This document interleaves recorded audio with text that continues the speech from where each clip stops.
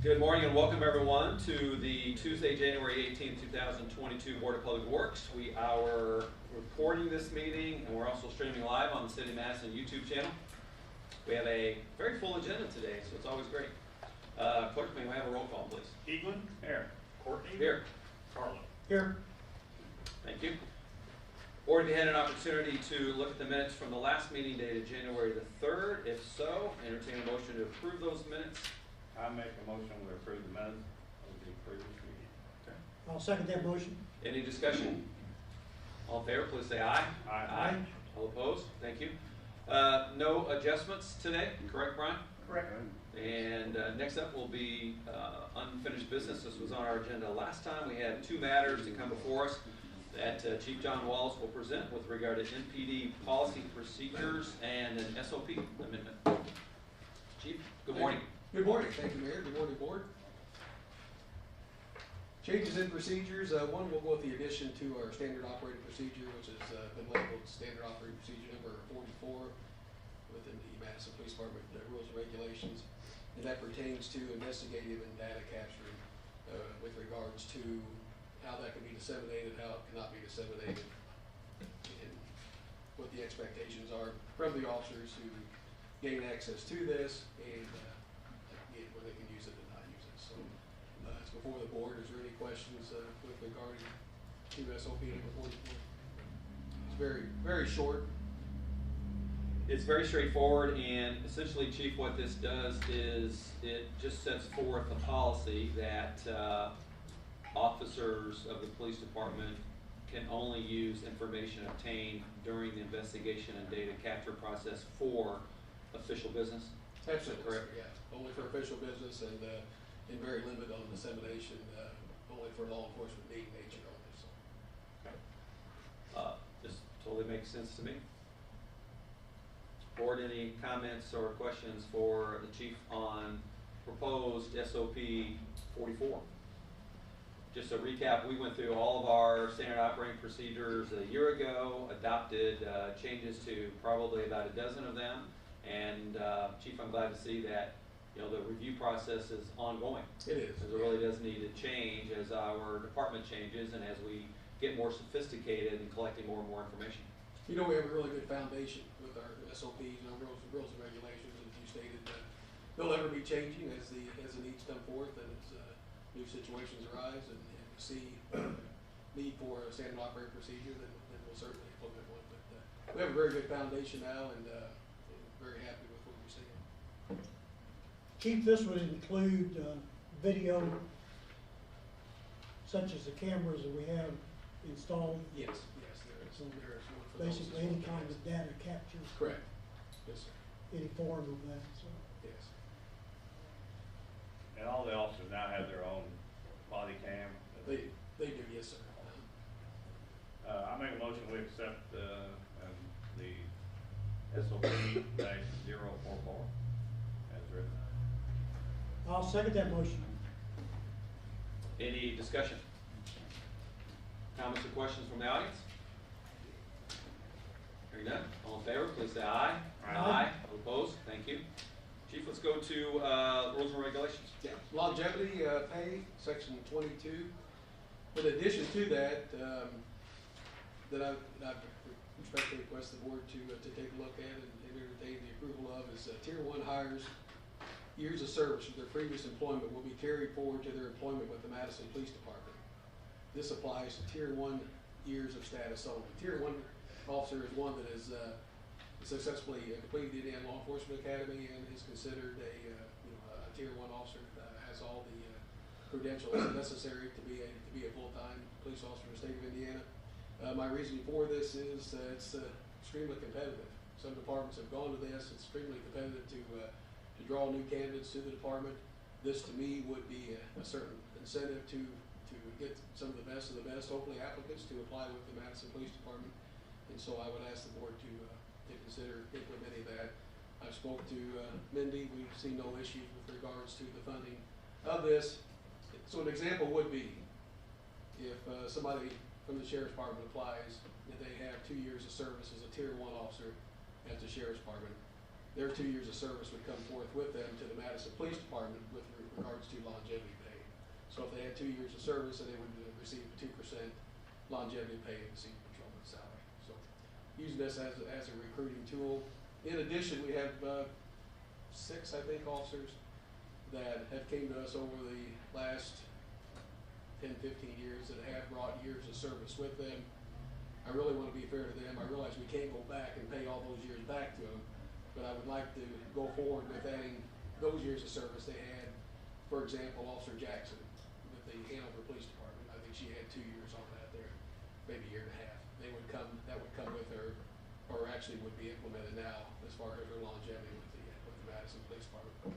Although these years wasn't served with the city police, they're bringing along a lot of experience that they've gained somewhere else. So I think it's valuable in many different aspects. You get an experienced officer, and also you're going to use it as a recruiting tool to bring, like I said, hopefully the best of the best to the city. And this has nothing to do with their vacations, nothing like that. They start out. That is correct, sir. Nothing to do with their vacations, nothing to do with promotions. This would only pertain to their longevity pay. And I'll just reiterate here too that I think this is a good idea, primarily because one of the inhibiting factors of recruiting experienced officers to our department, where we want those years of experience and service as an officer, has been 2 things. It's rank and longevity. So the barriers that you can eliminate, you're not doing anything, you're not proposing to do anything with regards to rank, correct? Correct, yeah, this would have no effect on their rank or promotions in the future. It only have an effect on the beginning. Obviously, they can bring their years of service with them, which the city of Madison, I think, would certainly benefit from. We hire an experienced officer versus hiring a new person to have to put them through a year-long of training. These are bringing their years of service with them, so Years of service, bringing their academy certifications with them. It's a win-win, in my opinion. And some of these, and Brian Muldoon from the Sheriff's Department has actually been given an additional offer of employment with the city pending his IPEP approval, his physical approval. But he'll be also bringing years of service. On top of that, he'll be bringing some instructor status with him. So he is a field training officer. So the city will be gaining another field training officer just by his hire. So I think it's important. I think it's a good recruiting tool. A lot of departments are going to it. Some departments are just almost off the chain with what they're offering recruits. Thousands of dollars to officers who recruit somebody that actually stays and passes their year academy class and those type of things. I'm not proposing any of that yet, but it's come down to that. It's really, really difficult to find somebody who want to do this job. So if we're able to find a good candidate that brings these years of experience, then I think we're really headed if we can do that. So staffing wise, Chief, give us an update there. I believe that with Officer Muldoon, will that Yes. fill the final vacancy we have? Yeah, we still have one officer on suspension. We have Officer Muldoon, who'll be actually replacing DJ Steffen, who's still with us on a part-time basis. And then with our 2 new additional officers, we're in the application process now of going through that, adding new officers to the department. But I'll tell you, with the additional help and now getting, of course, we're still fighting the COVID to a certain extent, but getting everybody back to where we need to be, I mean, we're able to do a lot more now. And I guess after we approve or disapprove this, I'll throw you out a number real quick that you might find interesting. All right, well, I'll move that we approve Chief Wallace's recommendation on amending section 22 of our rules and regulations with regards to longevity pay as proposed. I'll second that motion, Mayor. Any discussion? Comments or questions? All in favor, please say aye. Aye. All opposed? Chief, thank you. And you have a report for Real us? quick number, Yeah. yes. Okay. So with our implementation of our traffic division, 2 officers full-time, we have a part-time officer as well. The full-time guys are staggered within their hours, so we have a broad range of coverage. But so far to date this month, we've written 139 citations and warnings, more warnings than citations. And then we've had 31 joint contacts, which contacts we consider when you see our officers out on Main Street walking. They're now visiting the Boys and Girls Club. They do go down to the youth shelter and talk to the kids down there, and visit some of the schools. So not only are they obviously dealing with our traffic issues, they're also doing a lot of public relations and intervening in areas which I think can hopefully make an impactful effect on some of our youth too, so. That's going really well. I'm afraid to drive down Main Street over 30 mile an hour, and I'd recommend everybody to stay right at 30, because these guys are out there in their own. So. Chief, a request, when you issue your annual report for 2021, Yes, sir. can we receive a copy of it? Yes, sir. Yeah, I'll make sure. You can email to us? Yeah, or yeah, I'll get that for you. Appreciate it. One other thing real quick, we did get word back from the state that they will be, add additional signage to the east end of Madison on Main Street for the semis.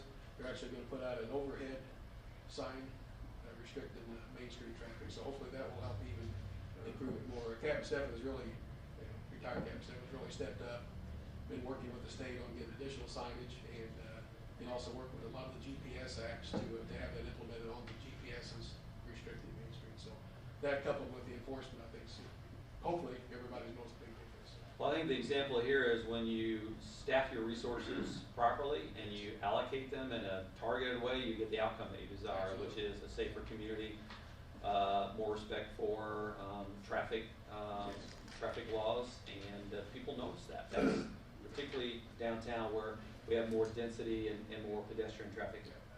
I hope we're making a difference on improving quality of life. That's Absolutely. Safety, yes. Thank you. Thank you. Chief, thank you. Okay, I'll invite Deputy Mayor McGee up. Talk about bid award for our Community Crossings grant. Thank you, Mayor. As you know, we put out a bid for it's actually our fall 2021 CCMG project. It'll be completed this spring/summer, and it is the Oak Hill Neighborhood Project. We received 5 bids back. We opened bids on Friday, I think it was Thursday or Friday we opened bids. We received 5.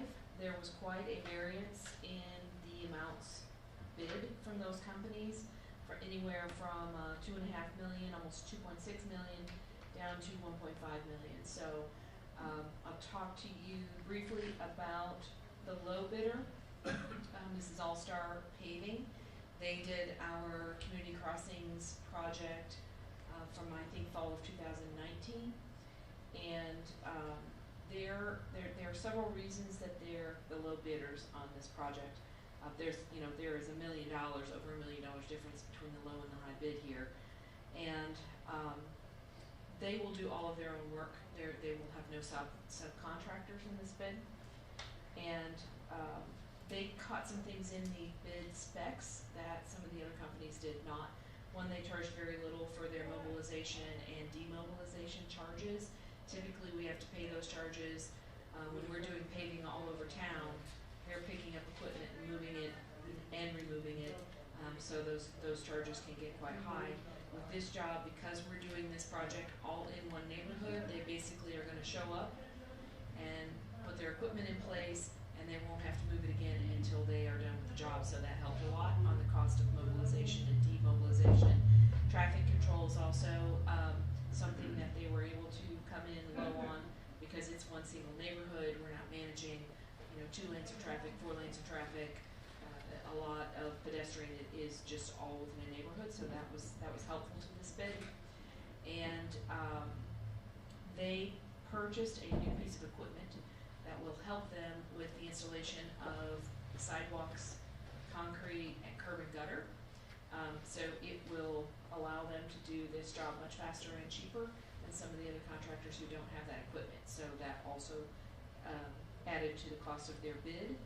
And then because we're doing a full sidewalk, curb, and gutter replacement in this neighborhood, typically they will have to put pricing in for concrete for curbs and ADA ramps and separate from the sidewalks. But because we're doing it all a total project, that concrete's already accounted for, and they really just needed to charge us for the pads to make the ramps ADA compliant. So they were the only company that caught that factor in the bid.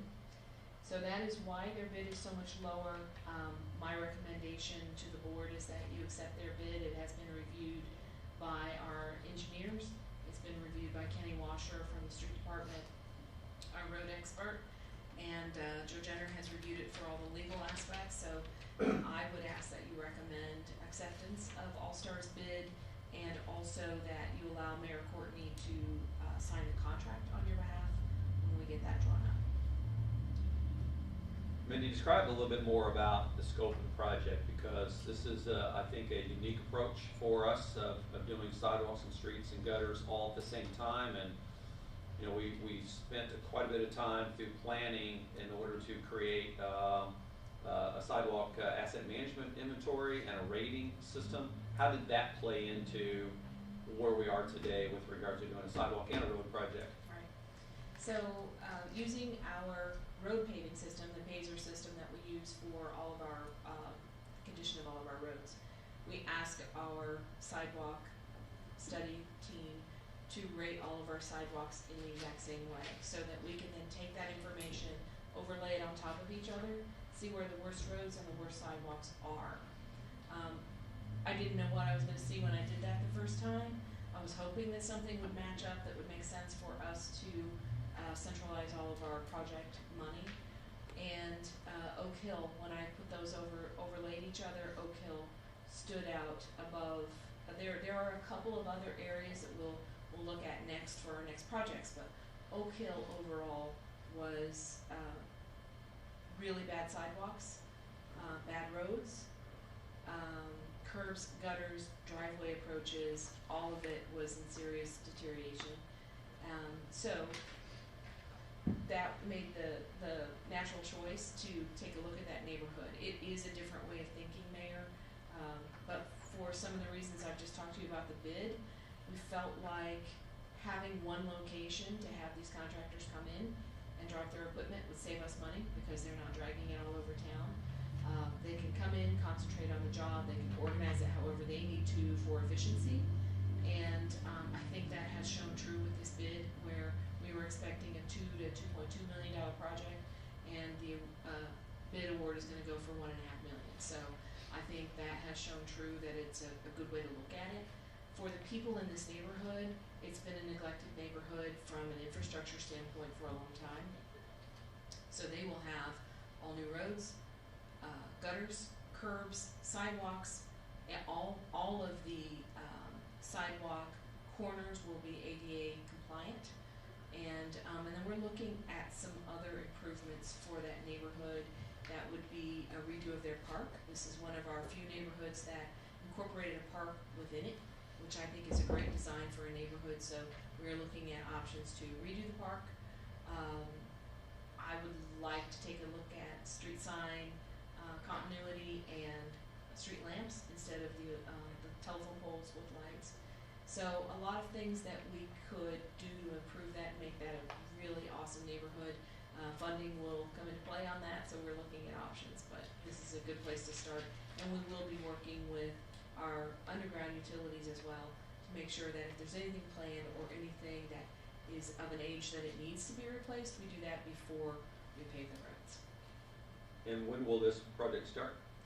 It will start as soon as the asphalt plants open back up, which we're hoping they will be out to mobilize probably first in mid-April.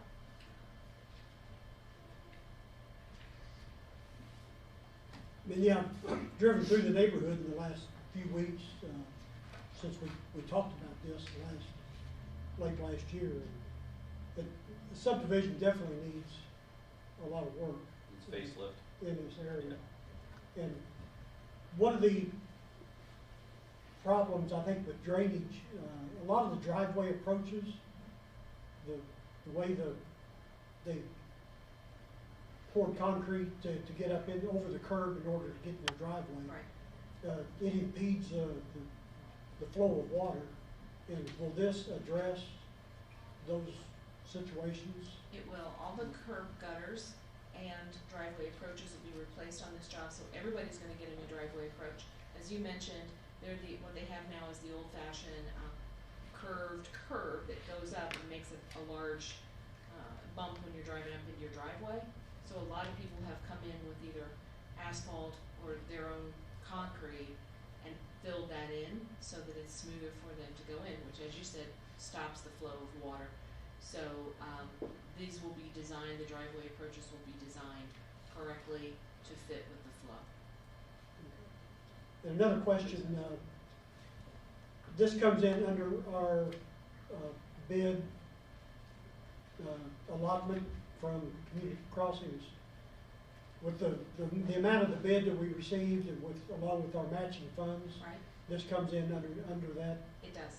so. It does. So our match, we were planning on around $1 million match, which would take up our entire year's CCMG application match money. And we'll end up, our match will be $767,000, a little over that. So we do have a little bit of room to work with on other sidewalk projects or even a small paving project if something came up that we needed to. Well, and here's the other takeaway on that, which is, generally speaking, we're paying for 100% of the cost of the sidewalk repair or replacement or an addition. Because we're incorporating it in with the CCMG process, there's a 50% cost sharing by the state of Indiana. So when we did this asset management of our sidewalks, it allows us to do a lot more sidewalks because of the leveraging with the state dollars. And just a takeaway from that report identified 9 miles of sidewalks across our community that were rated fair to poor. And our goal is to correct those deficiencies over a 2-year period, and this is a significant way to do that is by incorporating it in with a road project. So on that note, Mayor, we did a sidewalk project late in the year that they're just getting ready to finish up on now on East Street, all the way from Main to Vaughn. And those are our funds. We had funds available in the budget from last year, so we wanted to see what kind of sidewalk work we could get done with those funds, since that's what it was appropriated for. This year, I love to look at it, it's 50 cents on the dollar to get that same amount of work done or more. So I intend to take the sidewalk project list where all the sidewalks were rated and update them for everything we did last year and include this Oak Hill project, because those sidewalks that were 2s will all now move to 10s. So I'll update that and let you know where we stand on sidewalk improvements, and I'll make sure that you get a copy of that when we're done.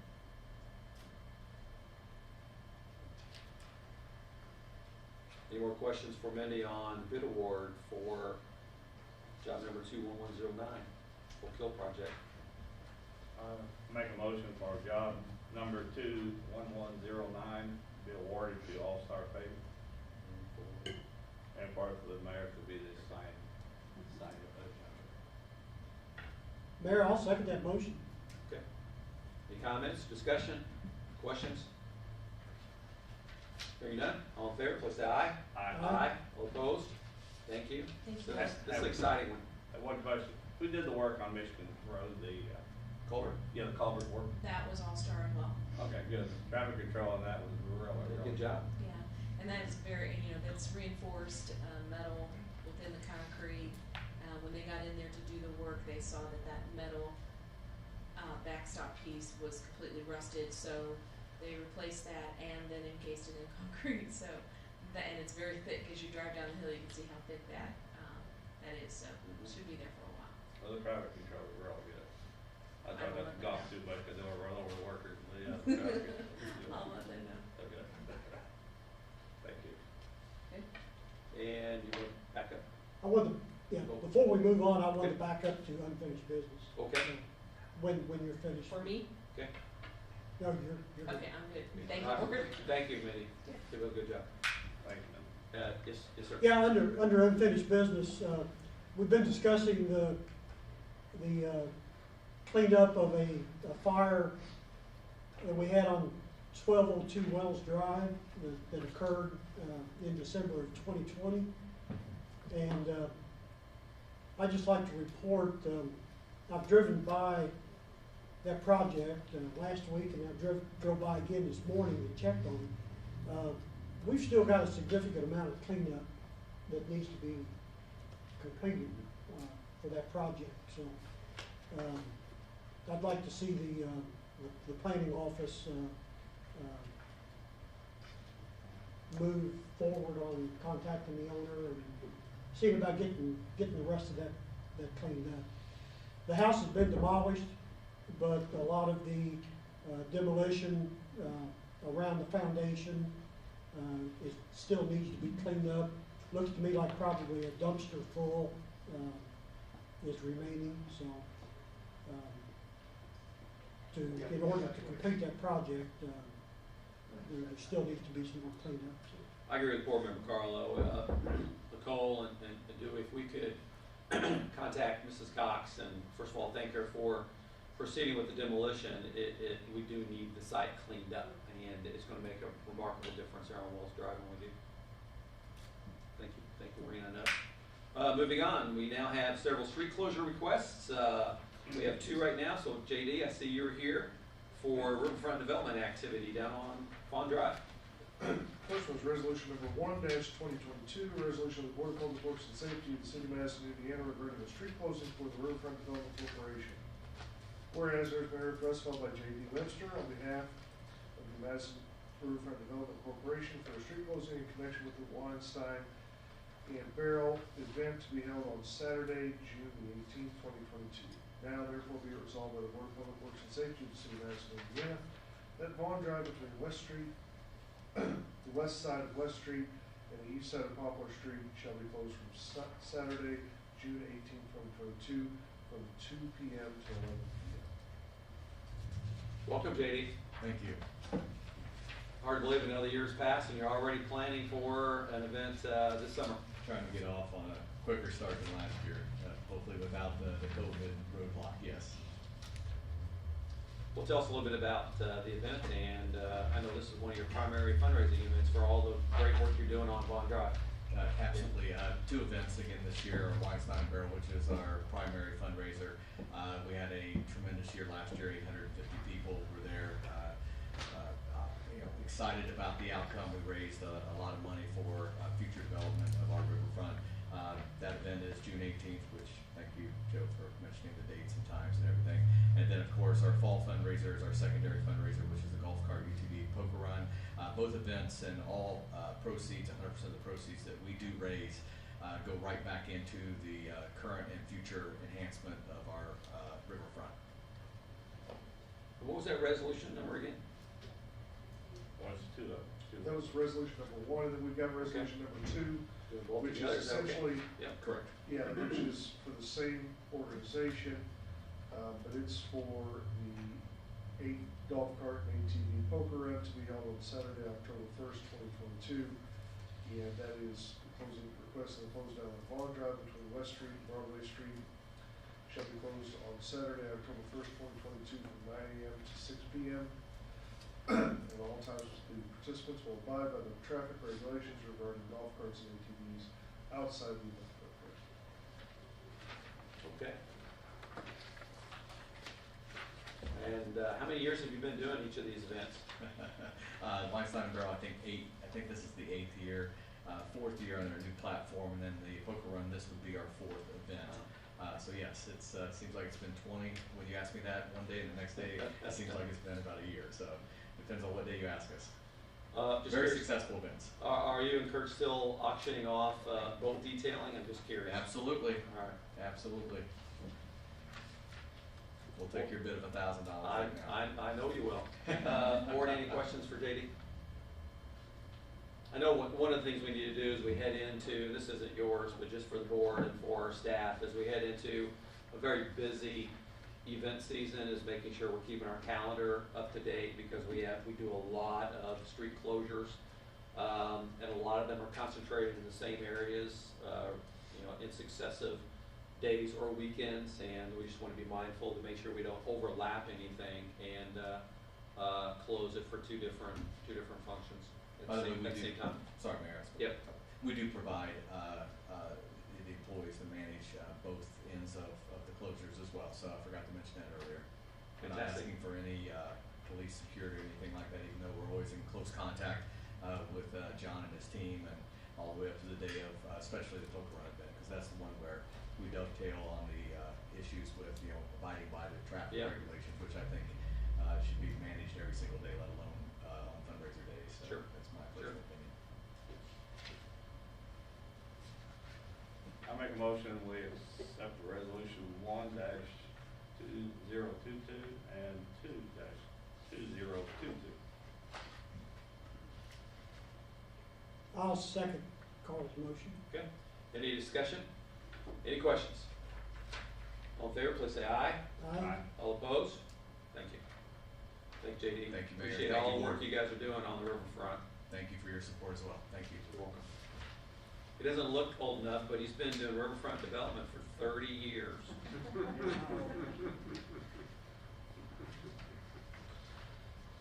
Okay, and we have two more resolutions from Madison Main Street Organization. Austin is here. If you want, we can kind of do these in a batch. Yeah, that's okay. So we've got resolution number 3-2022 and resolution number 4-2022, both regarding street closings. One for the 2022 Music in the Park.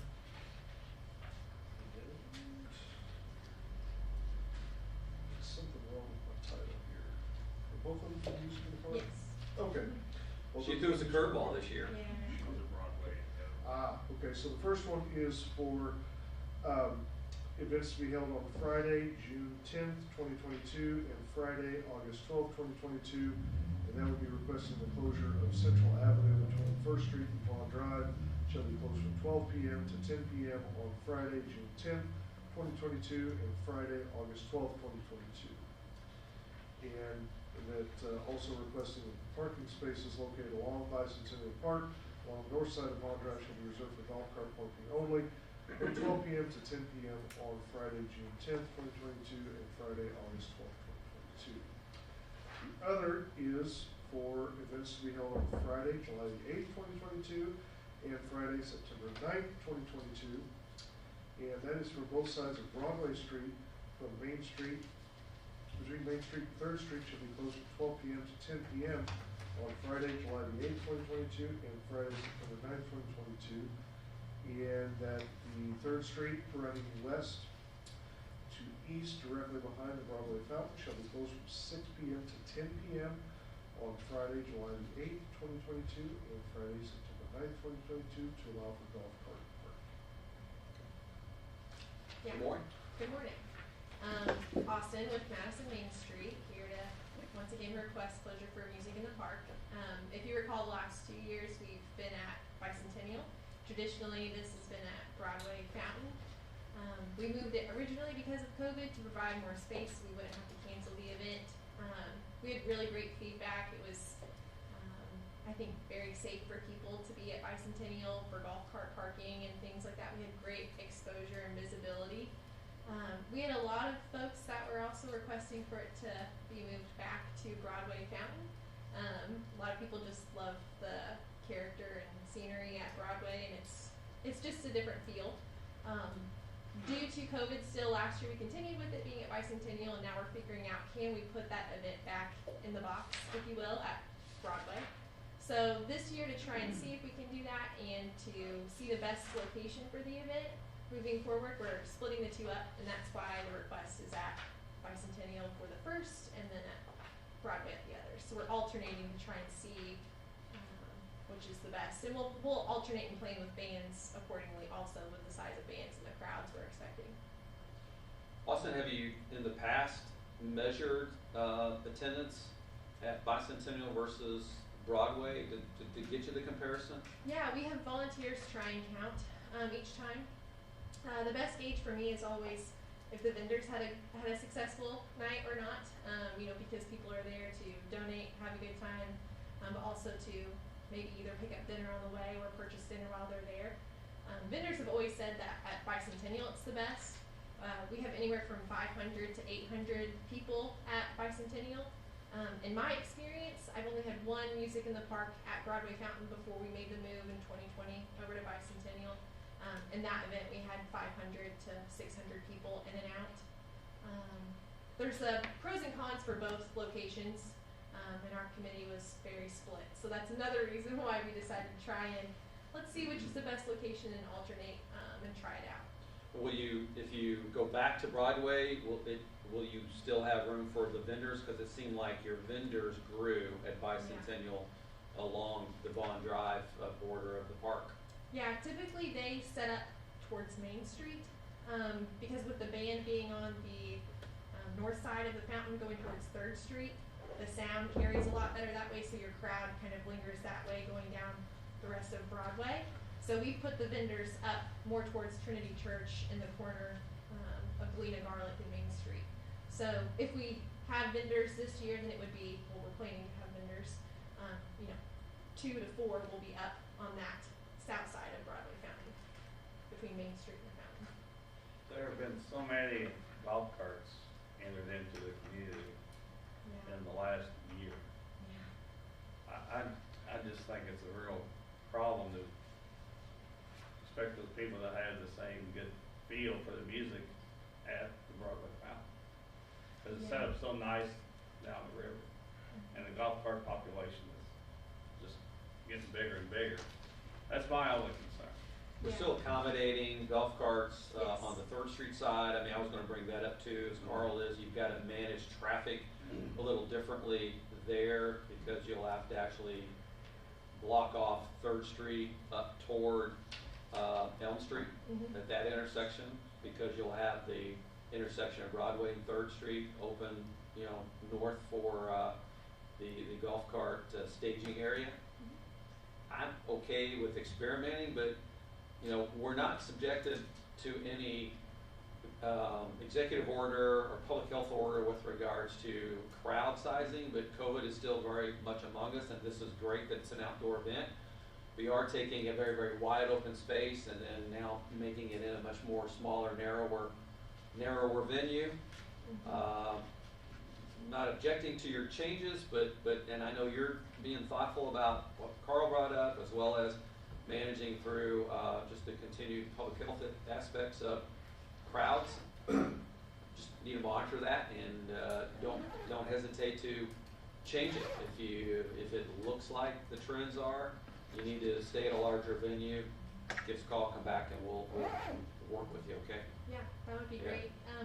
One other addition, when we are at Broadway Fountain, we are working with a couple sponsors actually to have porta toilets down there, so that way people don't have to crowd into the church as well.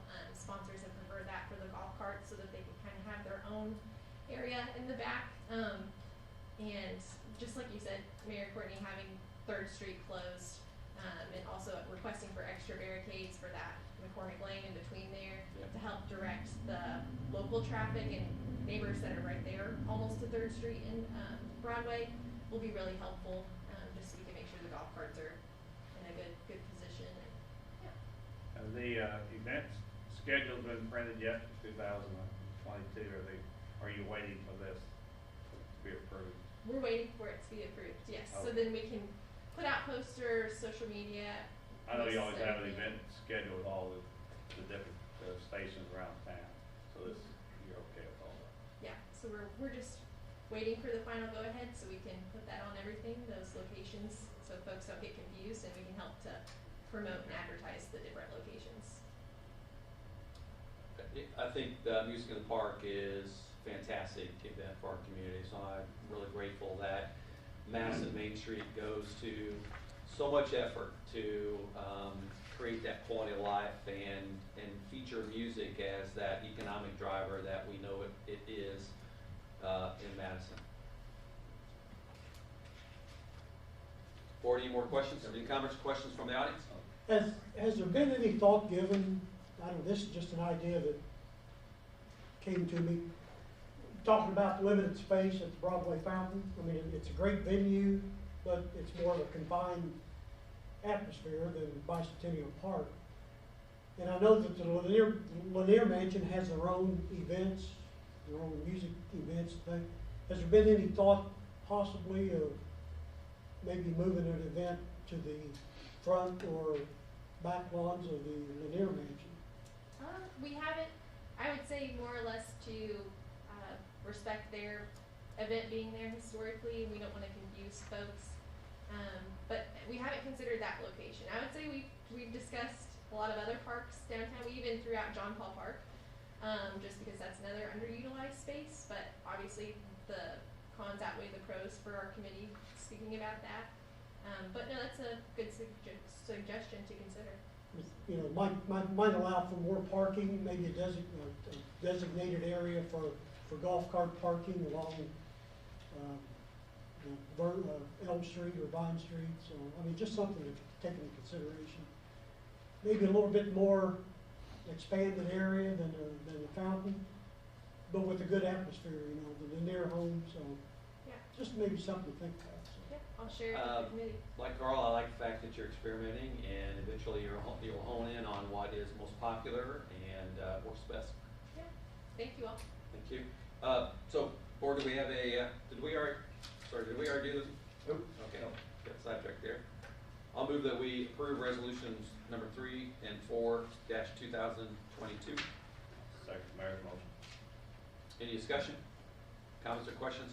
Can I get the date again in September, because I think it was the wrong date. Oh, Was it the, should be September 9th. okay, is that what you read, Joe? I did. Okay, sorry. It's okay. Thank you for asking. All in favor, please say aye. Aye. All opposed? Thank you all. Thank you all. All right, moving on.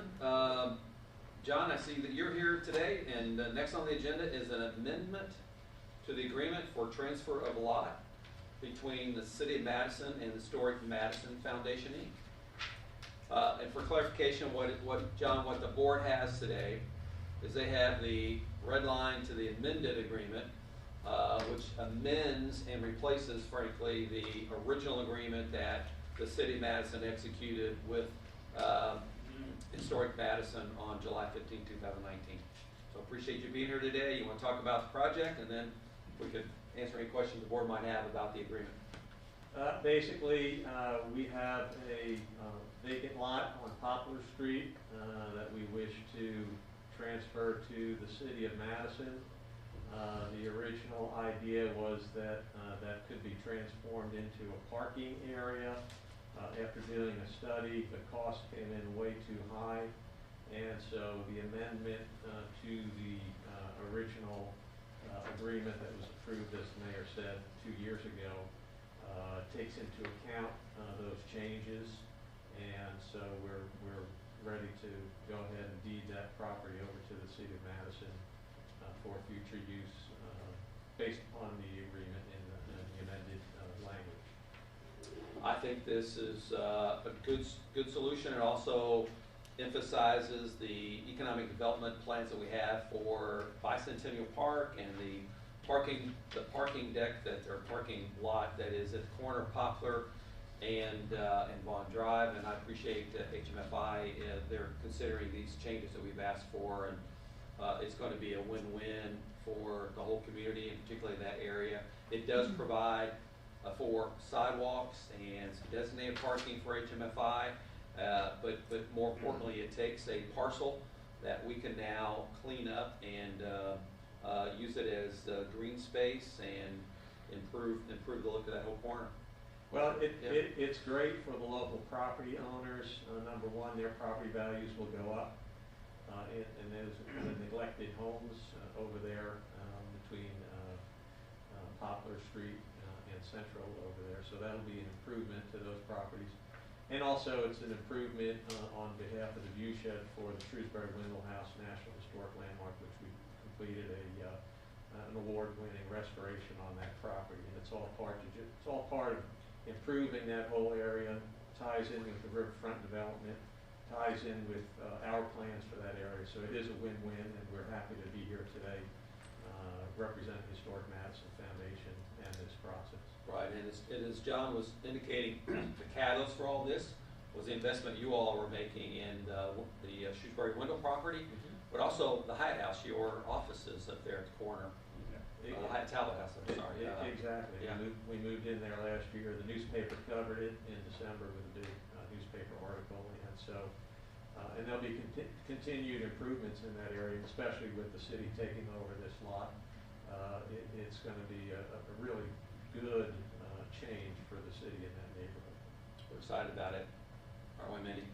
The whole neighborhood is improved down I mean, there. it's going to be, there's already just tremendous amount of investment, and again, it is just emphasizes when we invest, others invest. They see how important it is, they see how it fits into a master plan, And now what we're talking about is additional investment in Bicentennial, that's benefiting from investment that you made at the Shrewsbury Window House, that the Cotton Mill investors made down there, that River Trace Apartments made, the property owners who are investing in their homes on First Street between that whole corridor, all that block that's happening at Second Street, it's contagious. Investment is contagious, and it's doing some great things. So, and property values rise, and again, relative to working hard to improve our fantastic historic district, our cultural arts district, our Madison Main Street, our fantastic Riverfront.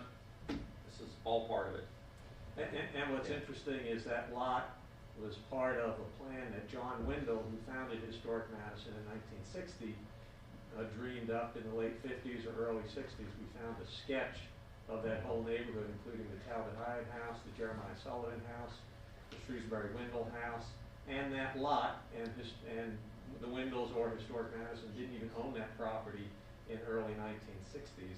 So this is a dream that's been going on for about 60 years, and it kind of underlays everything that's been going on that the mayor just mentioned. So it's really cool to see this finally coming to fruition. There's a foundation within that lot. Do you have any idea what that was for, or what's that on that foundation? Back in the 1850s, there was a planing mill and millwright shop there called, I think it was Cosby's, Patty and Cosby's. And I was talking to a curator of a state historic site in Arkansas a couple of years ago on the Mississippi River, and they popped off a mantle inside that building from the 1850s. It said Patty and Cochran or Patty and Cosby, Planing Mill, Madison, Indiana, on the back side of that. So, and most recently in the 1950s, that was the Hill Boat Shop over there, where wooden boats and water skis were made. And that building burned in the fire in the late 1950s, and the foundation is the remains of that. But it probably dates back to the 1850s. I'm talking to everybody, just keeping that there as part of the park or the look of the park. Well, what's interesting about this is a lot of that history is obscured. That now is going to be brought out, and that's what excites me the most about this, is that beautiful walls and the remaining foundation there, the view shed that it's going to open up for everybody in that area, just the stone gutters. It's just I'm excited about it. Glad we were able to get this, and we'll get to work on it right away, John. Excellent, thank you. You're welcome. Any other questions for John? Entertain a motion to approve the amended agreement for the transfer to the lot. Mayor, I'll make a motion that we approve the amended agreement for the transfer of the lot from Historic Madison Foundation, Inc. to the City of Madison, and give you the authority to sign the legal documents. Perfect. I'll second David's agreement. Any additional discussion, comments, or questions? All in favor, please say aye. Aye. Aye. All opposed? John, thank you. Thank you so much. Have a good day. Now we're off to the races.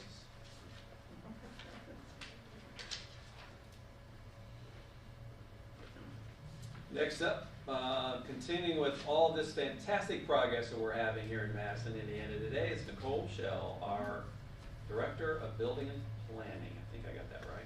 Yes. Good afternoon now. First on your schedule is Nuisance Officer. I wanted to introduce Dwayne O'Neill. I know I mentioned him at the last meeting, but Dwayne started as our Code Enforcement Officer. So one of the things we're asking for in Chapter 96, the Nuisance Ordinance, it states that the city officials shall be designated by the Board of Public Works. Historically, that has been the building inspector, who did half code enforcement, half building inspecting. But now that Dwayne's on board, we would like to get that switched to the code enforcement officer. Good afternoon. How are you, sir? Like to tell us a little bit about yourself? Sure. You're speaking to thousands of people right now. Yes, I know, right? Yeah, my name is Dwayne O'Neill. Please call me Dewey. But I have been a resident here in Madison about 3 years. Moved from Indianapolis to teach at the prison some things happen and we move on, and I've been managing the restaurant across the street. Of course, we see where that's at too. So, but yes, I'm excited to be here, and I think this is appropriate. We do this. Well, I appreciate you being here, and this is part of our investment toward blight elimination and, making our city clean, safe, and beautiful. Board, you got any questions for Nicole or Dewey with regards to the designation of our code enforcement officer as the city official for the purpose of enforcing the Chapter 96 of our nuisance code?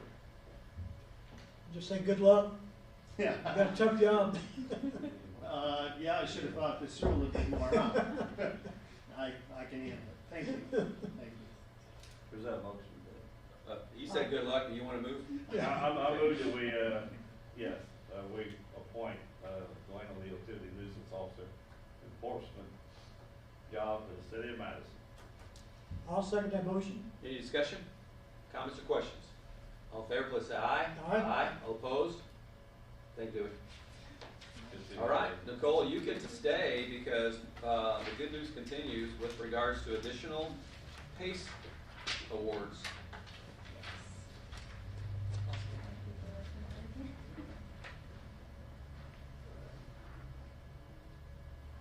So starting with the applications, we had several applications. I'm gonna go through them in a little bit different order than what's on your agenda, and you'll see why in a minute. First application is David Bettingham, 209 Lincoln Avenue. This is a residential property, and they're gonna be working on windows and doors. The grant request is for $2,250. Is this a rental property that he owns? Yes. Where's Lincoln Avenue at exactly again? Trying to. Across Third from Street. you, On on Third Third Street going north to the center. Over there. Okay. It's only 2 blocks. Okay. Okay. Yeah, there's a handful of. Oh, homes yes, on yes, there. yes, yes. Okay. Crooked Creek. Yeah, just west of John Paul. Okay. All right, good. I'm glad to see some investment there. Thanks. The next project is Central Holdings LLC, 307 Jefferson Street. They are working on the windows on the second floor of this building. Interesting story, they're actually installed upside down currently, which is why they failed. Oh. But his grant request is for $7,471.83. Okay.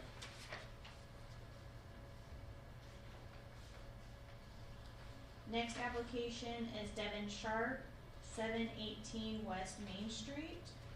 He is working on sealing around the windows, taking off the shutters, and tuck pointing. Grant request is $7,500. And the shutters will be put back on the building. Eventually, yes. He's trying to figure out if they can fix them or if he needs to replace some of them, fix others. So it's not part of this PACE grant, but eventually he does want to put them back up. Nicole, you say it's 7,500? Yes. Because our document says 9316. Yeah, so the max for PACE for that category is 7,500. That's what I thought. Yep, and he's aware of that. Okay.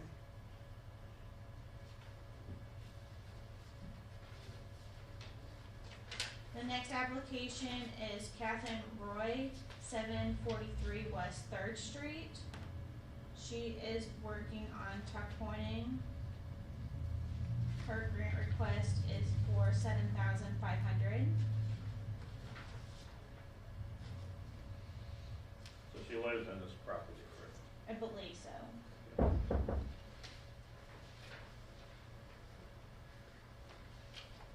The next application is John DeLuca, 210 West 2nd Street.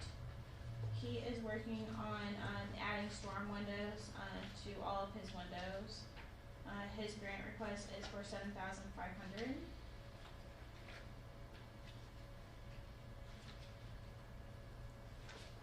And the next one is Greg and Shirley Howard, 887 Vine Street. This is our second dangerous structures building that was reviewed by the PACE committee, so they're gonna take this dilapidated, shell of a building, down, and then eventually they will build a new home there. But their grant request is $3,750.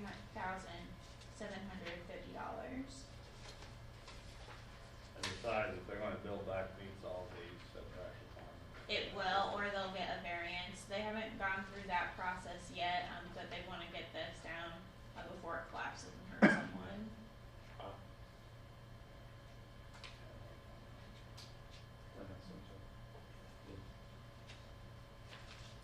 So the next 3 applications are all subject to historic board approval. They have not gone through that process yet, but Pace felt that it was okay to go ahead and approve them for funding, contingent on historic board approval. So if historic board does not agree to their changes, they would need to come back for Pace review. This particular building, that covers both sides of that It duplex. just covers the one side.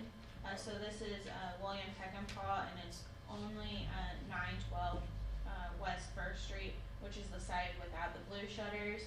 He does plan on doing a second grant application for the other half, but he wasn't ready to do that yet. And he is working on siding, windows, doors, and an entrance on the side. And his grant amount is for $7,500. That whole block down there, if you haven't been down there lately, over the last couple of years, it's really coming back. Great to see the investment. Yes. The next application is Amy Casper, 507 East Street.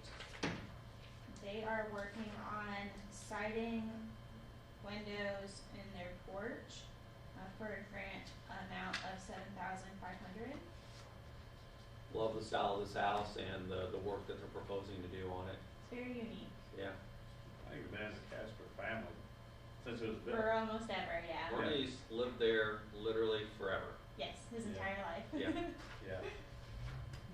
Long as Yes. And the last application is one of our dilapidated structures grant, Buddydale LLC, 422 St. Michael's Avenue. They are working on, they're gonna demo the back portion of this building, which is unsafe, and rebuild. And they're gonna tuck point and do siding, I believe windows, doors, really everything on this building. So their grant request is for $25,000. They will take down the rear part of the structure. Yes. And then Mhm. go back with new. Yes. Was there any plans, and I didn't see them in here, far off street parking or garage or anything in back? I think they have a garage building back there now. I'm not sure Okay. what size it is, or what their plans are for There's it. enough space back there for a single car garage, which is unique for that area. So Nicole, what we have here is a total of $80,000 in Pace. It's a little less than that, cause there was one Okay. applicant who did not show up to the PACE meeting. So they're not, their application is not subject to your review. And then of course, the central, or Devon's, amount was Okay, different. adjusted, okay. Yes. So this approximate $80,000 investment will create an additional $200,000 of investment by the owners for Yes. these Mhm. projects, and one is a dilapidated structure, and that's probably in our targeted, I'm sorry, is that in our targeted revitalization They area? are both right outside of it. Both right outside of it, okay, it'll still make a tremendous impact. Okay.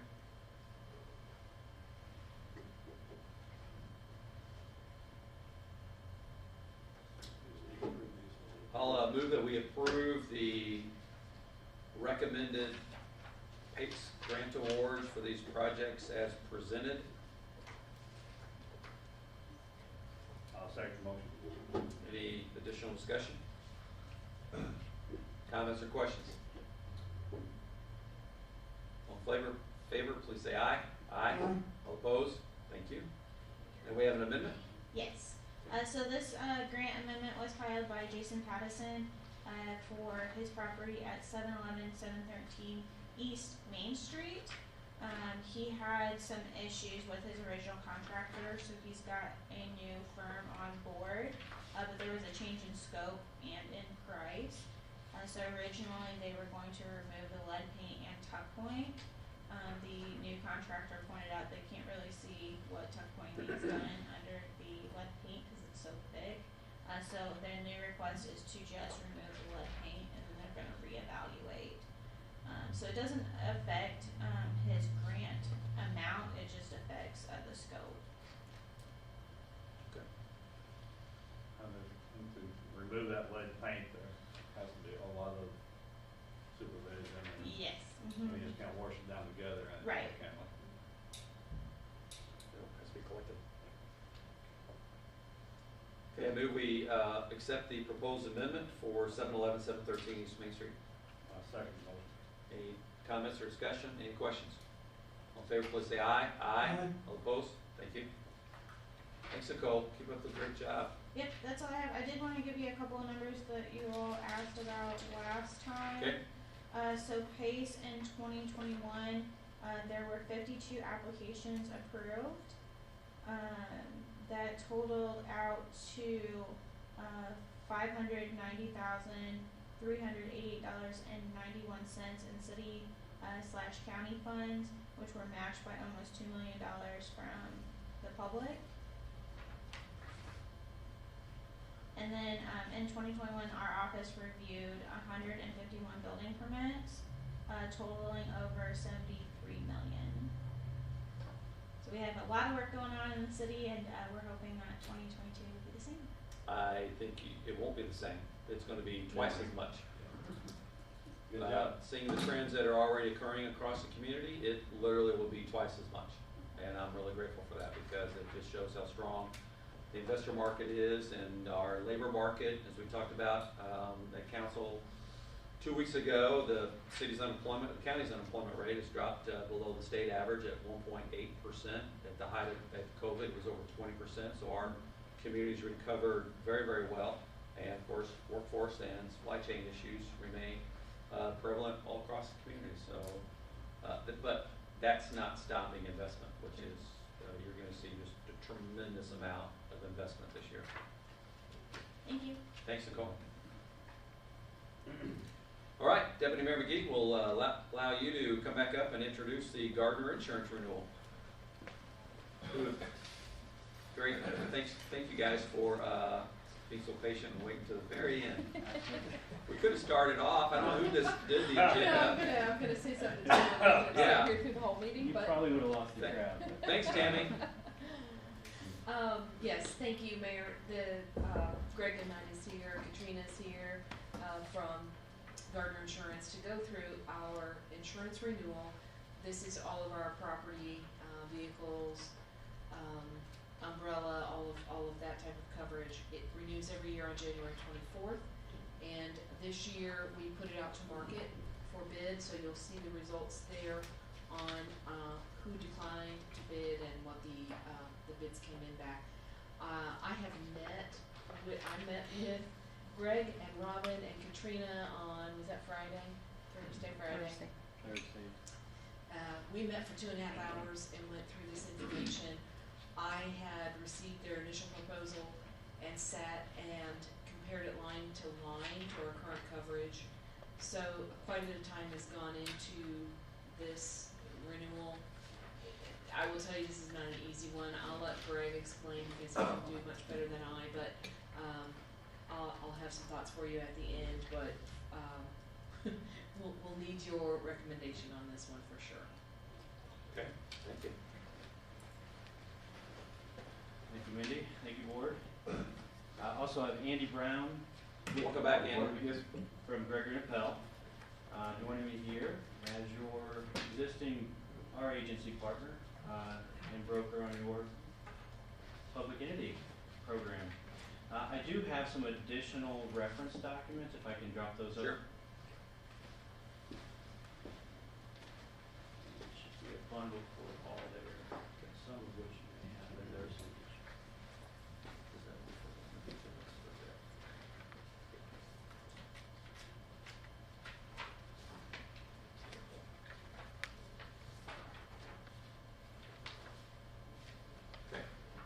Okay, so what you have there that I just dropped off, top you'd already seen, and Mindy alluded to it. So we have done a full marketing of this account. Kind of started, anticipated this probably early, late spring last year, and it kind of evolved to where we felt this was the right approach moving towards this renewal. So what we are proposing today is your property liability coverages, your cyber coverages, animal mortality, as well as your crime coverage. So multiple lines of coverage. The majority of the discussion is probably going to evolve around the property and liability program. So just kind of going back to the pages labeled career history summary and marketing summary, I kind of want to run through that so you know what we have done. Wanted to give a history to the board about what your programs have done back to the year 2000. So you can see an 8-year span with Travelers Insurance, 7-year span with HCC Tokyo Marine, and then another 7-year with your current incumbent, which is One Beacon Intact and Schell on the property. So that just kind of gives you, and then the brokers of which that we've worked with in that time period. So moving down to the marketing of the account. So, you know, the city has what we call exposures in our industry, and that is what you do, all that you do, and the city does an awful lot. So that kind of somewhat eliminates some carriers from time to time who can and cannot, you know, deliver the coverage needed. So from any given point, I would say there's 8 to 12 markets in the state of Indiana that could potentially put a proposal together. So that being said, if you look at the bottom of the page, you can see we submitted applications to 7 of the 8 carriers below, and the brokers who represented those particular covered carriers. And we received 2 full offers, one of which is your incumbent, Intact, and Chubb. And when you hear One Beacon, that's the prior name for Intact, so just that's interchangeable, but it is now currently Intact. And that's the liability carrier. And then Liberty Mutual also offered this year as well. So I will say, going back, 30 years, this is the first time that Liberty has offered on the property and liability for the city. So we haven't seen them in this space. They've been in the county city space for approximately 6 years.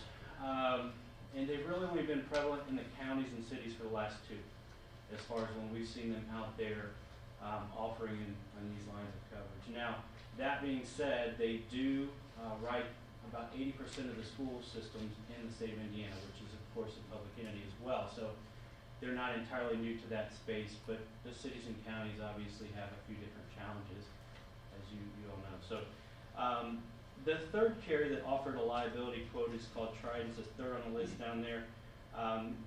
We're not offering that or even proposing that today because of the premium was not a benefit and they were lacking a few coverages. They also did not provide a property option, so it wasn't a full program offer. So any questions on what we have done there? I think I would also, I'll have Andy talk about the market a little bit, but public entity space is really unique right now where it's very soft.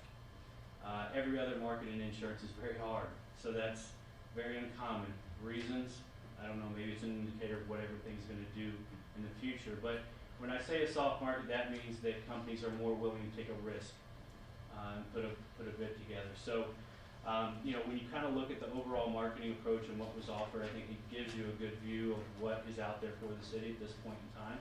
Again, that was our intention going into this process, and I think that's what we've been able to deliver, as a result. So, Greg, may I ask, are there any takeaways from, the 5 companies that declined to make an offer? I mean, are they leaving this space or not prevalent enough in this space? So, multiple reasons. So, like I said, we submitted full applications for 7 of the 8. 1 declined prior to application, but pending a loss review history. There was a coverage factor there that we were requiring the city needed. They couldn't meet. So they kind of bowed out of it. It was kind of on their dividing line of what's acceptable on new business and what they'd rather, stay away from at this point in time. Loss history, and then also, like I said, the coverage are the 2 main factors for the declinations from one carrier to the next. So I can't, of all the carriers you're seeing here, I don't see any of them leaving the marketplace. necessarily. Most of them have been in the space for a long period of time. Like I said, Liberty is the newest that I would say in that space. Ian, did you want to offer anything on the market? Hello, Mayor, Board. Welcome back. Yes, sir. Yeah, so I was before you last year talking about the position of social inflation, specifically regarding the law enforcement action that the law enforcement lines have been strained across the board nationally. So, you know, we do see that particular line of coverage having some rate impact. That could very well be another reason why some carriers chose not to participate. The Gardner Insurance Agency accessed my firm, Berger & Appel, to no doubt provide the incumbent program with intact government risk. And intact government risk, that tells you what they do for a living. All they do are public entities, cities and counties. And of course, Chubb Insurance, one of the largest property insurers in the world. And then we do have access to other carriers, one being Liberty Mutual, one being Trident, another being Travelers, which we were not able to bring a Travelers option to the table today. So overall, I mean, there's no rhyme or reason to it. Greg's absolutely right. Every other industry group, construction, hospitality, every other industry group is being strained by lack of insurance company participation, you know, hardening of the market per se. For some reason, even with the social inflation impact, the public entity space is not. You have more and more players wanting to get into it. Indiana happens to be a great public entity state with our strong tort laws, our tort limit of liability, which frankly is being challenged right now, and law enforcement, public officials, employment practices liability can all be not state court but federal court, so no tort limit applies there. So some of those plaintiff attorneys are accessing more and more federal type courts. So for whatever reason, but you know, again, from the city's perspective, of the four markets that we accessed on behalf of Gardner Insurance and for the city of Madison, we were able to develop three options, one not being worthy of consideration, and then your incumbent program, who frankly has losses on the books right now, has offered you a full replacement type program too. Are there any ratings of these agencies that ought to be taken into consideration as we look at the spectrum of proposals? Yes, you'll find the ratings on page 36 of the proposal. Okay. And that will outline every carrier that's offering. So we've obviously spoke about the property and liability up to this point, but there are other carriers offering to complete the package. So Travelers on the crime, Praetorian on your animal mortality, and then we have two carriers proposed for the cyber liability. So those are the carriers that you'll see on page the rating by AM Best. All of them be A or better, Mayor. And you know, we met with Mindy a couple months ago to talk about the condition of the cyber market, which is, if I can clean it up for the audience, bat poop crazy right now. You know, more and more first-party type claims, ransomware, redirecting of valid vendor payments. You know, from a public entity standpoint, there's certain aspects about my industry I'm not proud of. That 3 years ago, you know, the multi-factor authentication, MFA, was always a question on the application. With all due respect, most public entities did not have that cybersecurity in place yet. The pandemic didn't cause, there hadn't been a cyber insurance company make money in 2 years.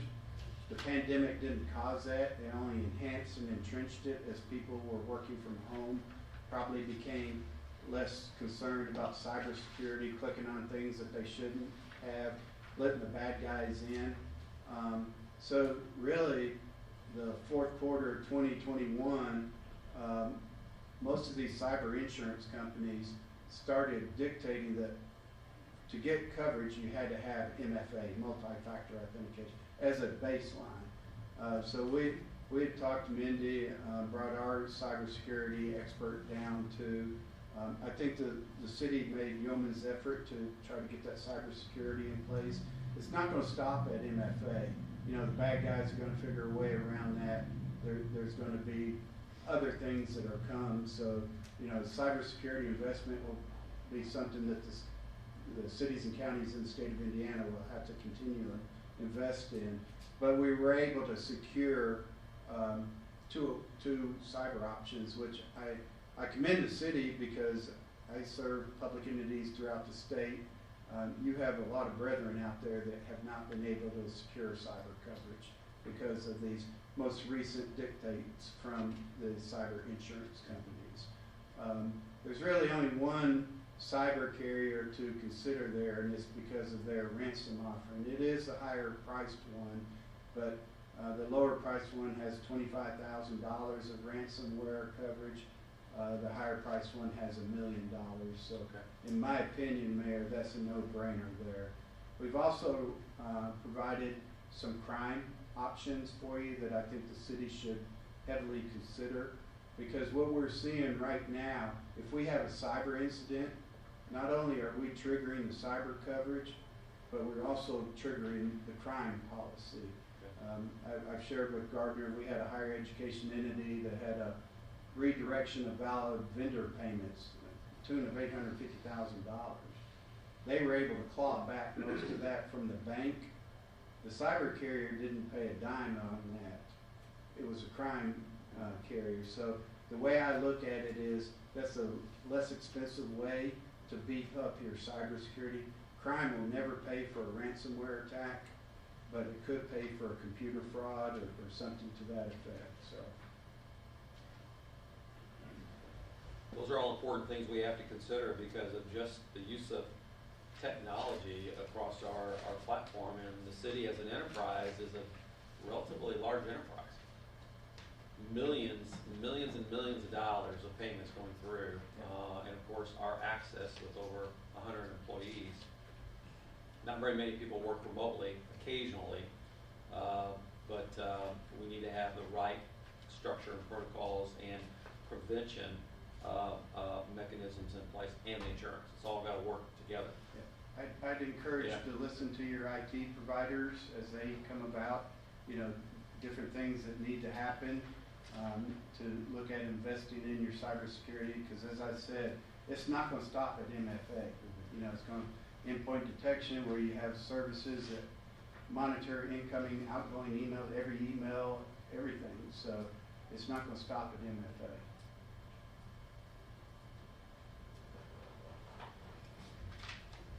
So point us to kind of the main thing we need to decide on today, Greg. Sure, so if you kind of take that next page there, I wanted to try to pull out all that's in that proposal, show the differences between the carriers and kind of walk through those. So that's going to be coverage notable differences that you've got in front of you in the stapled packet there. So again, your incumbent intact governmental risk, including Schell on the property and Liberty Mutual. So starting with the property, you'll see that the blanket limits there. So Chubb is historically renowned for their comprehensive property coverage forms. They combine all of your building contents and what PIO stands for is property in the open on one limit, which is a $61,306 million limit of coverage on your property. Liberty, they have your building contents, property in the open, all on separate limits. So you are limited to some extent. And so your building limit, for example, is going to run around $52 million. Your contents is around $2,208,000, and then the property in the open is $750,000 or $47,000 per location. The gist of this is it does limit your property coverage at a catastrophic loss. Specifically, my concerns would be on the content coverage. Should you have multiple buildings destroyed? Again, just think of it one big lump, 61, 62 million versus the separation there. So that's on the property blanket. It's a huge piece of your policy. Ordinance of Law, so this is another very critical, always has been, always will be, because we operate in aged buildings in downtown Madison. This is protecting the city at time of loss from an ordinance that has changed that requires ADA compliance, elevator, all those types of things at the rebuild of that structure that can increase the cost of that rebuild. These costs typically get very high, especially the older the building, the more things become grandfathered in and so forth. So that's your Ordinance of Law coverage. Again, the Chubb, again, showing that comprehensive coverage form at 61 million, so it's at the blanket limit there, whereas it's limited to 10 million with Liberty. Now, Liberty initially offered at 500,000, and they were willing to come up to that $10 million limit, which is, you know, am I comfortable at 10 versus 61? You know, we all can see the difference there. $10 million is a high limit to carry for the Ordinance of Law, but very much needed here for the city, so, in my opinion. So there is a difference in that coverage. The inundation of mud flow and backup, so this is kind of dovetails with the flood policies you may have. Are you with me on this document here? I just want to be sure we're all following along. I didn't know which one you're. I apologize, yeah, I want to back yeah, up to yeah. this. It's in your staple packet that I dropped off before we got going. It's the So, last page. it should be the second to the last, it's 2 pages, but right after the marketing. Okay. Yeah, I'm sorry about that, I just kind of No, I was looked up and saw following you along through going the through other the proposal. And it does run along with the proposal as well, as you may have noticed. So you can see the blanket limits, Ordinance of Law. Inundation is where we kind of are at this point. There is a difference in coverage here. It is limited at $10 million.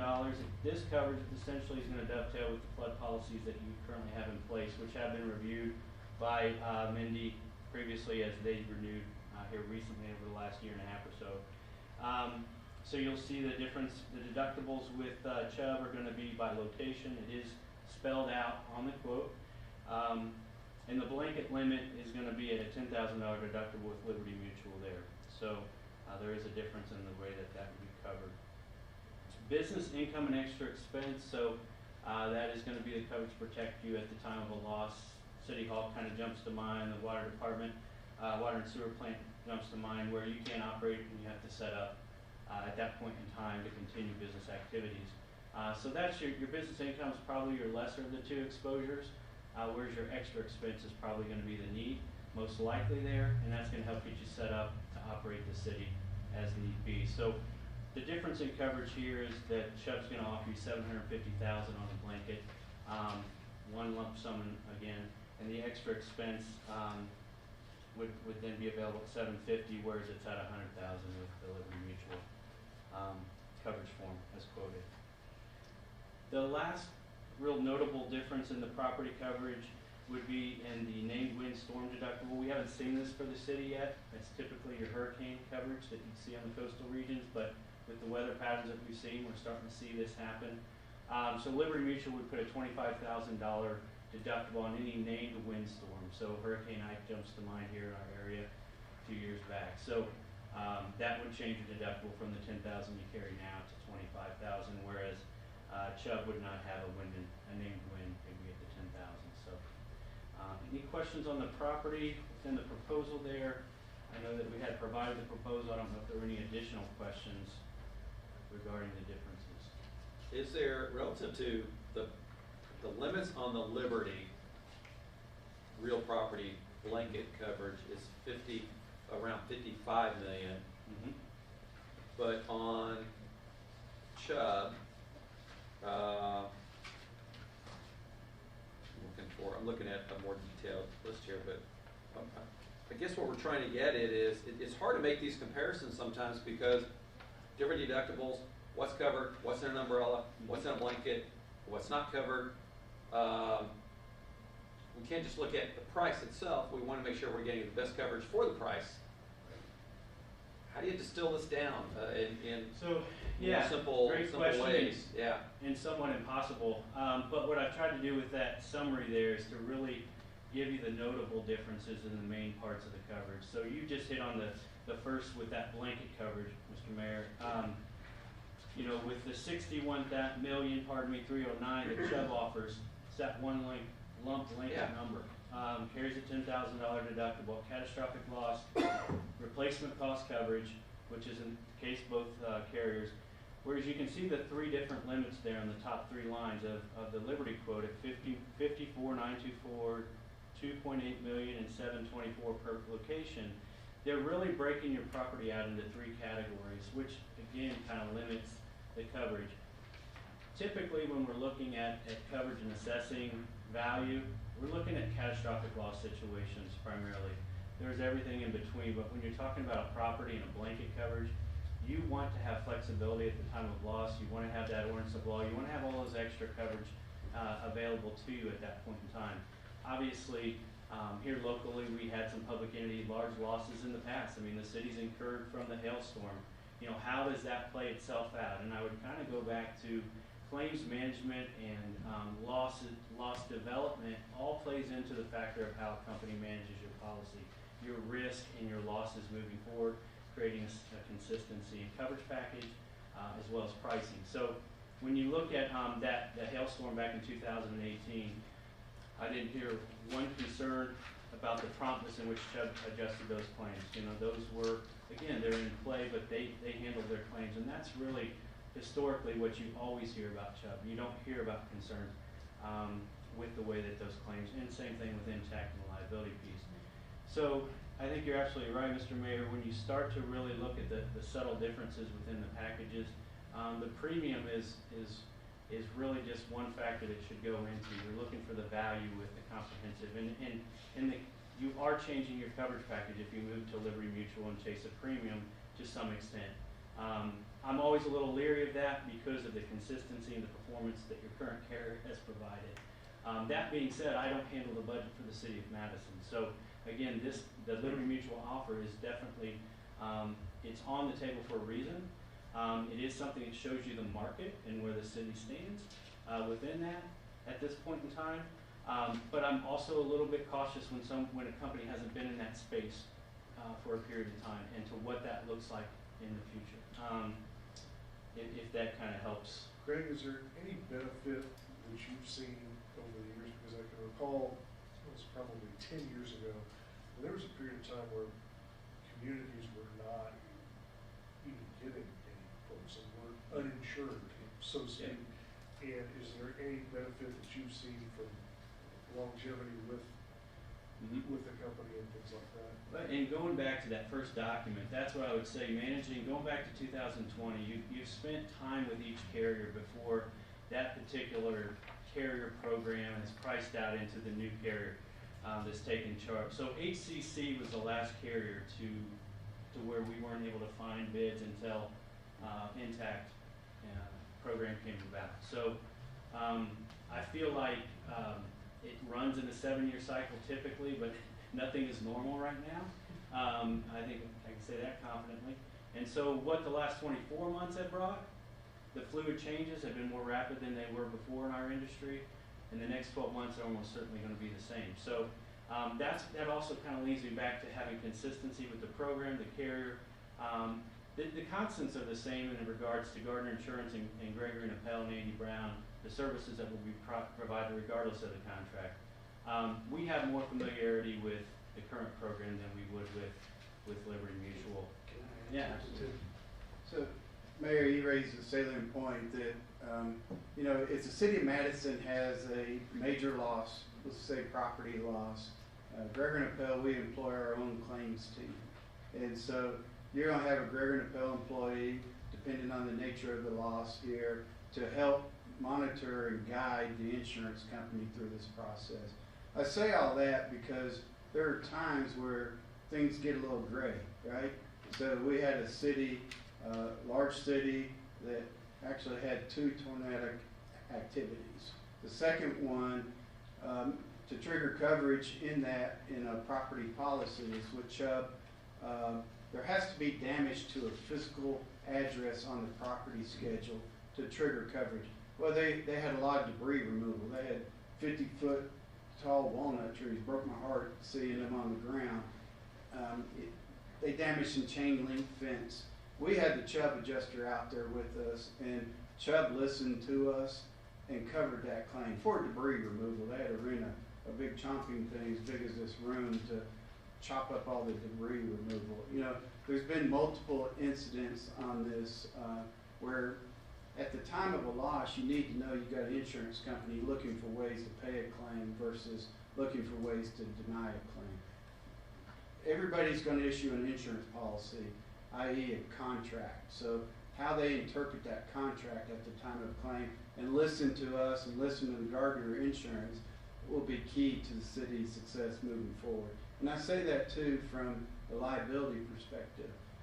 One Beacon, intact government risk, perhaps, 12 years ago, they took the wrong stance.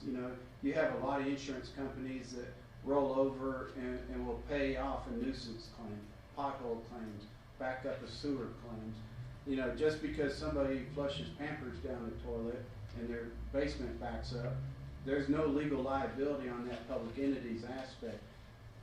Intact One Beacon stands up, and if there's a legal liability situation, they're going to defend that public entity.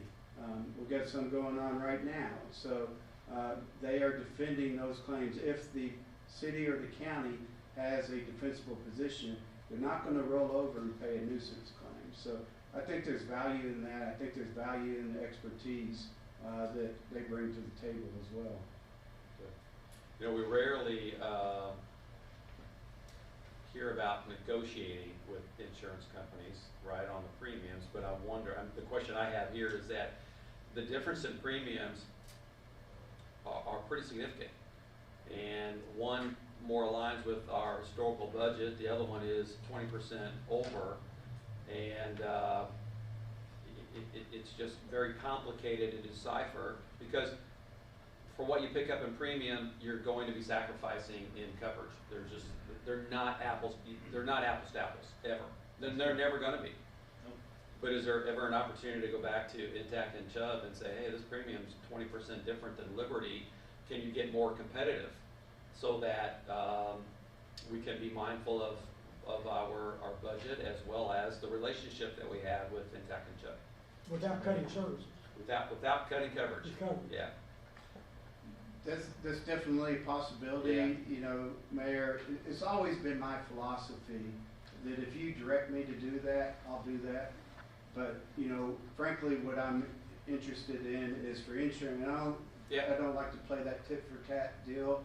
I think there's value staying with the incumbent. What that value is, definition from you and the board can help define that, I guess. So definitely a possibility. We have time to do that. But, again, I want everybody to come with their... I agree with you, Andy, that there is value with the incumbent because of the claims experience we have. And the 2 years that I've been in the office, I'm shocked at how, what level of our insurance needs are. And what I mean by that is not the fact that we have a lot of property and we have a lot of liability, because we do have a lot of property, we do have a lot of liability, but the number of lawsuits that we either have to defend or settle is frankly disturbing. It's more than I would have ever expected. But we are a mid-sized corporation with millions of dollars of assets and over 100 employees and tens of millions of dollars rolling through our budget every single year. And we provide all of these services out to the community, both public safety, water, sanitation, the whole gambit of utilities, all the things we're doing with regards to 60 miles of roads and 30 some odd miles of sidewalks. There's always going to be an accident out there just around the corner, frankly. We need the coverage, we need good coverage, we need good representatives helping us manage our risk. And I would just wonder if there's a way to get the premium down if we stay with the incumbent. I think we need to ask that question.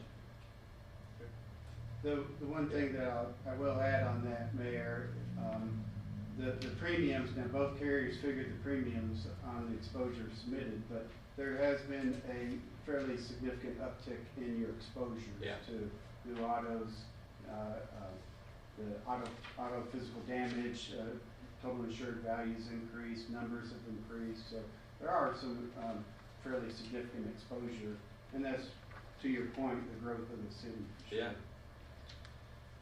I will, I have to deal with these folks a lot. Yeah. And, I don't have any thing to say about the second quote, of who we're not with, but with regard to who we're with, I have been very impressed with their ability to, their willingness to defend claims. They do a good job, in my perspective, of when to really dig their heels in and when to get rid of something. The other thing that I found has been very helpful is the quality of counsel that, and their willingness to work with me on who to get has been good in my opinion. And they get the best of the best in Southern Indiana with who to defend the city, to represent the city on those claims. So those are things I would say. I'm not advocating for one over the other, but I would say that from my experience over the past couple of years, we've been with them for how long? 7. For 7 years. Yeah, I've been, been very impressed. And really, the city's claims have not been. I don't think that they've been. I don't know if they've been an upward trend, downward trend, or more of a level off. But We had some severity and a little bit of frequency. yeah. Craig, on page 36, you referred us to with regard to ratings. I see Liberty there. Mm-hmm. Where's Intact and Chubb? Are they under a different name? Yeah, so Intact and Chubb are Atlantic and Federal. Oh, gotcha. So Okay. they carry the highest ratings. Well, Federal does, which is actually your Chubb. Mm-hmm. They carry an A++ superior, as you can see. Their financial size is also important to note. Of course, all the carriers offering the property and liability carry that highest financial size, so that's at solvency at the time of loss.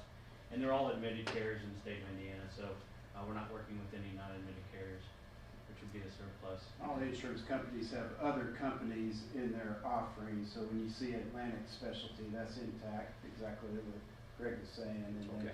Chubb has always been federal insurance too. Okay. I'd like to just ask a question. The last couple of years, we've had a lot of natural disasters throughout the country. Wildfires, hurricanes. How big of an impact does that play on premiums? Significant. Yeah. And floods. Yeah. So Lots of flooding. insurance companies buy insurance like you and I buy insurance. They buy it from reinsurers. And reinsurers, like we all do, hate having claims. And so these significant events that you're talking about, the wildfires out west, the storms in the Gulf, and everything that didn't burn or blow away was torn up into civil commotion. So the reinsurers have been impacted greatly with that. And they get to a point where they're going to start passing their rates down to the insurance companies, who in turn pass it down to the end buyers. So the catastrophic natural events, is a great question, have greatly impacted the property marketplace. As far as loss, you might refer to page 34. It kind of dives into your loss history that you've been discussing back to 2016. So give you a sense of where they occurred and what those percentages were of loss ratio. I can tell you as it stands today, and Andy can elaborate on this as well, but the claims development in the case of liability primarily is something that I think it's hard to understand if you're on the consuming side of insurance. But that claim that goes overnight from a reserve of $50,000 up to a payment of $250, because of something changing within that liability case. So that happens and occurs all the time. I should say that the one line of coverage that's most volatile would be the law enforcement liability across the board. We've kind of referenced that a few times. And Andy, there are a couple claims that are in progress that are a little more sensitive. And frankly, when you look at the companies that didn't offer, that was one of the biggest reasons consistent. I think there were 2 or 3 carriers because of that ending to where they didn't offer at this time. To Joe's question earlier, 2013, we were only able to obtain one quote for the city of Madison with all other declines. Similar markets access, of course, there were some 1 or 2 differences at that time. So again, we're kind of back in that cycle where it's something that Andy's been in the industry a lot longer than I have, but I've seen some cycles now where you have this soft market, but you still only have two full offerings. It's very unique. I don't know. And the losses, to Mr. Carlo's question, they're liability and property now. So you're not just seeing, the weather's going to do what the weather's going to do. We all see the extreme weather. It does have an impact on everybody purchasing property coverage.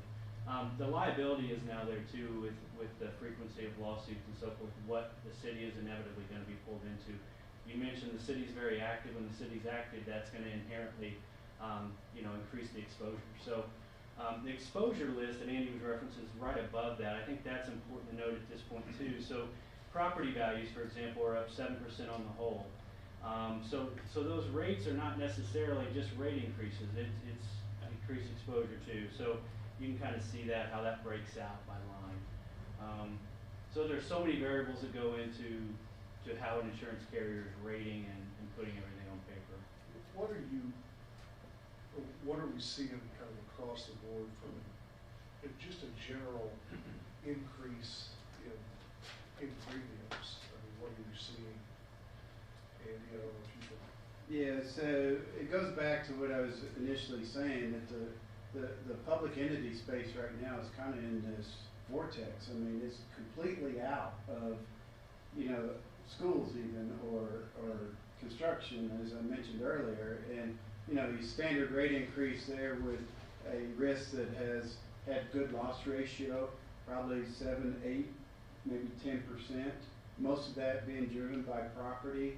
For the public entities, you guys got a snapshot right here. You got a newer player that's coming in trying to generate premium to offset the claims that are going to be coming down the road, that inevitably are going to be coming down the road, and you got a carrier with some length in the industry and know what to expect, and insurance is law of large numbers, right? So Intact is a national basis carrier, so they're seeing these law enforcement activities, liability activity, auto physical damage as these newer vehicles. You do anything to a new vehicle and it's $4,000 or $5,000. So for all carriers, auto physical damage has just been a nightmare for them. So I kind of rambled a bit, but normal industry group is probably a good 7-8%, mostly driven by property. Public entities is across the board. Deputy Mayor McGee, Thank you. got any recommendations here? Well, normally I would come to you and make a recommendation that you could approve. This one's tough. It's a large dollar amount that we're talking about in difference. I would just say, from my perspective, I would agree with what Joe has said. I work with these carriers a lot on our claims, our work comp claims, injuries, all kinds of things. Some of the lawsuit issues, I've worked with Intact adjusters on that. They are great to work with. There's a lot of value in knowing what we're going to get when we have to turn in claims and deal with that. So while that number is tempting, I think, to look at and say, we could save that amount of money by going with a new company, my concerns would be they are new in this market, and while they're hitting us with a low premium, what's our renewal premium going to be? That's always a big question. Is, we can get in there to get the business, but then on renewal, they take it right back. So it might be a 1-year issue. Plus, we don't know in that 1 year how they're going to pay claims, what the process is going to be to maneuver through anything that would come up. Maybe that's going to be 3 times the work for us. I think there's going to be some budget considerations we're going to have to take into effect. We were not planning on this level of increase in property insurance.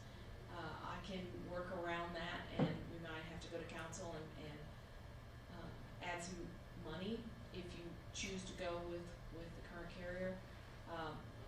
We can do that. We can figure that part out. I can't tell you what to do on this one. I just know, as a former independent insurance agent, those are my feelings on it, is that's where my concern is. when someone's trying to get into the market. We have an awesome relationship with Gardner's agency and all of their folks. Andy and his team at Gregory and Arpel have been wonderful to us. We reach out to them and ask them to help us evaluate risk when we're looking at doing something new, and there's a lot of value in that. They keep us from doing something stupid that's gonna cost us a lot of money or make us uninsurable, so. All right, so we have two options here, and we have our risk management consultants also here. What's your recommendation? So, you know, Andy and I have been discussing this for the last week and a half, 2 weeks when proposals were on the table, and it's one of the very few times where I don't have a definitive recommendation because of that size and difference in the cost and premium. I'm a very conservative by nature person. Our agency functions and has handled the cities and program in that respect. I always lean towards incumbent when I know what I can expect. That is very, very important because from the serviceability on the back end, from us to Gregory and Appel, us to One Beacon Intact at times, when we're following up, they're second to none in my opinion. We've seen that now for 7 years, not just a snapshot of time. Frankly, they're probably marketable right now in large part because of the defensibility that they provided in liability. So I think that expertise has value that's hard to really put a number on. But the reason Liberty is on there is because of that pricing and the terms are comfortable with for our agency in the sense of it's something that we're going to stand behind whatever the city decides. So it's hard for me to make a firm recommendation. This is one of the very few times I can't do that. You know, I would like to, but I don't know, Andy, if you want to add to that from your perspective. So I've been doing this 31 years, and you know, I know a good program when you see it. You got a good program in place. You know, again, I made that statement, Mayor, that you know I don't like to play games. Yeah. You know, issue a premium that you feel like you can be profitable with, and that's what we want. We want all the insurance companies to make a profit, not a huge profit, but a profit. But with you giving me permission to go back and negotiate on behalf of the city of Madison, if I can reduce that premium, I don't know how much, but I probably can get that premium reduced. I would recommend staying with the incumbent program. Okay. Increase your, or buy that cyber and increase your crime would be my recommendation. I agree with you. I think that's the direction we should go. It's only my opinion. We have 3 board members here, but it's not lost on me the points that you're making, which is our the insured value of our assets have increased. We know that we're in an inflationary environment. We know that our loss claims have also increased. We have budget implications, but I would like to.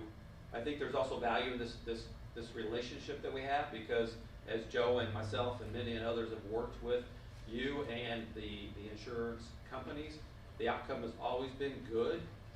In my regard, the service has been great. You can't necessarily put a price on that because when you need them, you need them. When we need you, we need you. I would recommend that we stay with Intact and Chubb and ask you to see if we can somehow drive down that premium a bit. Yes, sir. I'll make a motion, we stay with the Intact group. And also, I'd like to make a statement, it sounds like everybody that's dealt with you folks are very comfortable. And that means a lot. It may cost you a little bit more, but to be able to sleep at night, knowing everything's insured properly, means a lot to me. I agree with everything that the mayor said, Greg, Andy. I'm not comfortable with a 22% increase, premium increase. But we know what we've got.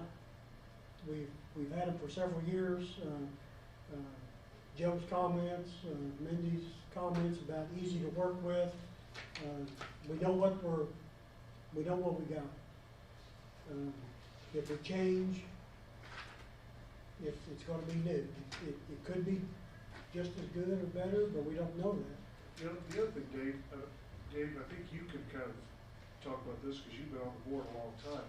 I don't recall huge increases each year after year with this company. I think they've honestly been relatively incremental, and to see this large of an increase, I think is likely more conducive of the market Yeah. as opposed to anything else. And if I recall that correctly, I don't think we've seen. I don't remember As a matter either. of fact, I think in one year we saw a decrease. You did. So. Yeah, they've been very stable in pricing, and obviously the exposures have increased year over year as well. So this is the first year that we've seen that. I think that's definitely correct. I mean, looking at the exposure comparison, you know, our value of the vehicles is up $900,000. You know, you expect to pay a higher premium. So, like I said, I'm not comfortable with the increase, but we know what we've got, we know what we're working with, and with that, I'll second Carl's motion to continue our coverage. I'd like to, Yeah, let's be clear on what Yeah. we're proposing here. Yeah. Because I think what I heard was you want him to go and try and get it reduced. so the motion I would make, just for clarification here, is that we agree to stay with the intact Chubb carrier, asking Greg and Andy to see if there's an improvement in the premium, and then authorize the mayor to work with them on the negotiation of the best price possible and execute the insurance premium. So moved. Second. Any comments or discussion? Yes, sir. Again, we should add the cyber in that too. And I'll add cyber, definitely. And the increased crime limits that we offered as well too. Got that motion, right? You second that, Carl? Yes. Any additional discussion? Comments or questions? All in favor, please say aye. Aye. All opposed? Thank you both very much. This is Thank you. not easy stuff. A lot of work on all behalf, including the There's city. nothing easy about risk management. No. That's the bottom line. And nothing is for certain. Yeah. Thank you. And the city put a lot of time in this Yeah. process as well. So I thank all the department heads, Mindy, everyone that was involved. So be remiss if I didn't say it. Being on Main Street, Madison. Yes. Yeah, we're kind of right in the middle of it all You day. see it all. I do see it all. Yeah. That's for sure. Right at my window. So, thank you, Jim. Thank you. Thank you very much. Thank you. Claims? Mayor had an opportunity to review the claims, and I'll make a motion that the claims be approved as submitted. Second Davis motion. All right. Any discussion? All in favor, please say aye. Aye. All opposed? I just have a couple of quick comments. I know we've been at this for a while. It's been a great agenda. Tonight we have city council. We have another fantastic agenda on city council with lots of business being taken care of. January is also Human Trafficking Awareness Month.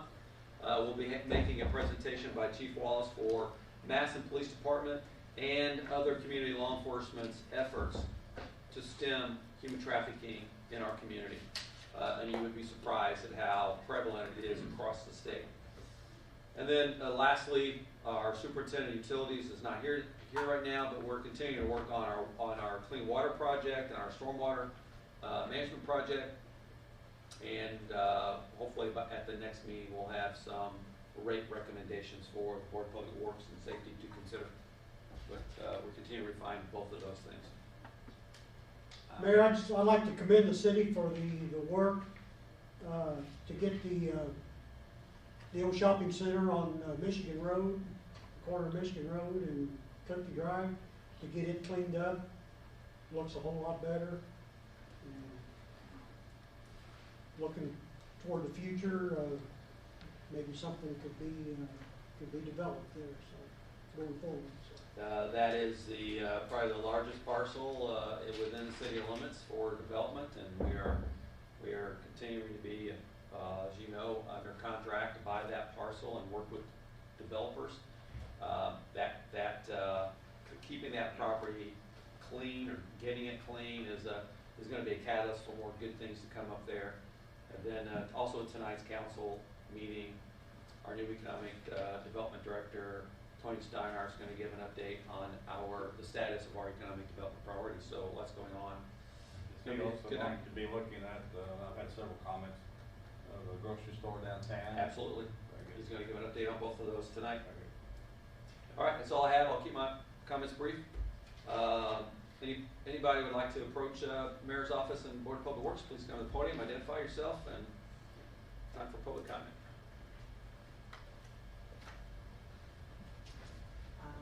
I'm officially Sarah Wertz, but everybody calls me Sally. Hello, Sally. I was told that this was the appropriate location for me to come, or the group to come before, because I have some concern about the alley that's located between Mill and Plum and Vaughn and First. Behind Land Theater, so what you're talking about? Okay, alley behind Land Theater. It's pretty close to impassable most of the time. I have a picture, oops, I left my phone back there, but a picture of after rain, and you can't walk through the alley, you can't get through. It's full of heavy gravel, and it's just a challenge. And it's not just for me, that's a big public area with all the tourists and stuff that are in the area. And people like to walk, and they like to wander through and do all this stuff, walk their dog. And the alley is just not, you can't use that, so. Is that the alley that goes over to Miller Antique? Yes, it starts Miller, it's Okay. behind Miller, and then it runs to So Mill somebody was Street. there at the winery, and they were also in Madison. East and west from Plum over to Plum to Mill. Mill, yeah. Yeah. And okay. Plum is First, yeah. That's the one they wanted us to vacate, right? Yeah. Yes, So yes. somebody was looking, they would go to an antique store, they would see that from the Oh, winery. absolutely. And walk straight And to. there's parking for the antique store behind there. Mm-hmm. They're not specifically affected by it, but you can't come out the Mill Street way because of the way the alley, the condition of the alley. There's huge rocks, you can't walk on them, and it's full of puddles. I mean, I have a couple of pictures that I took the other day after it rained, and it's pretty close to impassable.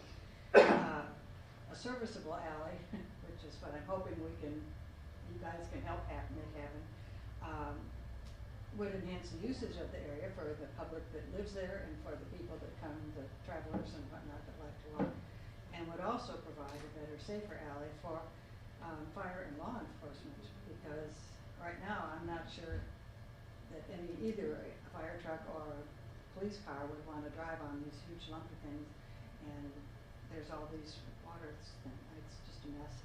So anyhow, it's a request. I'm hoping that something can be done about it. I get a lot of comments from people walking by about the area, and also specifically about the alley because they can't use it. You can't. So that's it. So you're thinking just a smooth gravel walkway, pipe alley would suffice Well, for now? to get rid of the heavy lumpy gravel, and the reason that a lot of that was pulled back into that was when there was some other construction work done, when the trees were removed. Okay. There's a bunch of like holes, or divots kind of, and so they pulled some of the gravel there, but it still hasn't prevented. If you have a second, I'll show you this picture I have. Sure. Just a second. Yeah.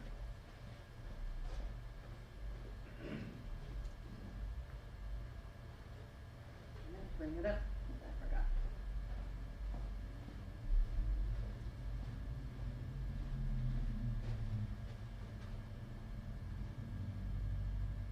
That's looking from the Mill Street side, looking towards the Miller Line. Looking west, Mhm. yeah. And you can see it's just full of water and those big rocks, and you can't. But we do have several alleys in the city that are, That you know, need attention. that were platted Mhm. and were never improved. And it improved, was never paid. Sure. And over the years since I've been on the board, we vacated some of those alleys, Thank you. where there's been requests and we've been able to. Sure, sure. But, that being said, we still have several. There are there are certainly lots of other areas that have alleys that I'm familiar with that are challenging. This one partly because it's in such a historic district with all the tourists and things. And you walk down the street and you look over there and it's like, oh my. And you think, oh, I'd like to, I can't go there because it's just challenging. anyhow, if you can do something great, if not, I understand. Thank you. Thank you, Chuck. While we're here, I was gonna ask, Nicole if there's been any progress or changes with regard to the retaining wall or trees around the perimeter. Not that I'm aware of. I have offered to help with the city's cost of the trees around it because it certainly affects me personally. And I appreciate that offer. I think we were wanting to see the retaining wall installed. We can't do anything until that's done. You're right.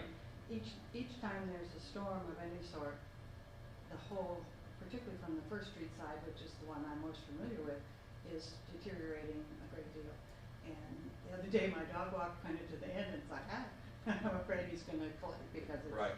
So I understand that, but I'm happy to work with the city with trees and things. Appreciate that. Thank you, Sal. And we will take this under advisement, and each of us over the next couple of weeks, if we could drive down there. You know, the thing is, there is a lot of tourists in that area, but there's also no sidewalks. So I'm trying to, Yes. Yeah. I'm trying to. Well, we have wonderful gutters on both sides. Yeah. And so that's a challenge, and I know that. I'm trying to just balance out, you know, we want to make sure that's passable, but how passable does it need to be? I mean, I don't know really. I mean, I know that when they have events down in that area, there's a lot of traffic there. We have sidewalks on the Bond Drive side of things just south of there. But I think each of us should look at it. And Carl, you've made the point too about when the question came up about vacating that alley, that we really do need that alley for fire protection, for fire apparatus in order to get through there, in order to access the rear of the properties both on both sides. That are there, exactly. It's not passable. Well, It you isn't figure. now. Sure. I mean, Yeah.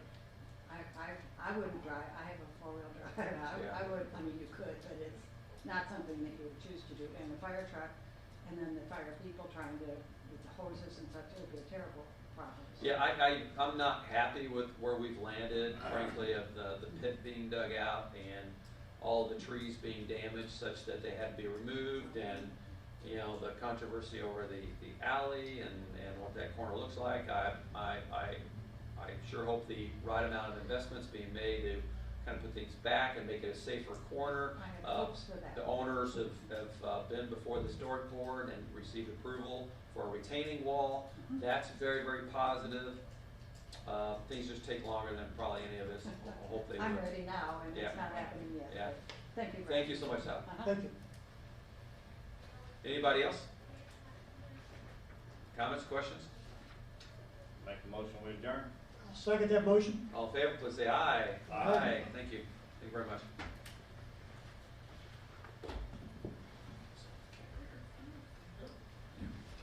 Hey, Bob.